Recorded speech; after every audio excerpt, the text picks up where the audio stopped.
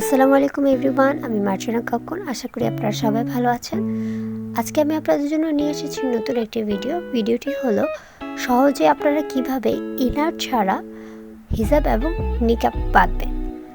আর এই ভিডিওটি যদি আপনাদের ভালো লেগে থাকে তাহলে অবশ্যই লাইক করবেন এবং কমেন্টস করবেন, আর অবশ্যই আমার চ্যানেলকে সাবস্ক্রাইব করবেন। তো চলুন দেখা যাক কিভাবে ইনার ছাড়া সহজে নিকাব এবং হিজাব করা যায়।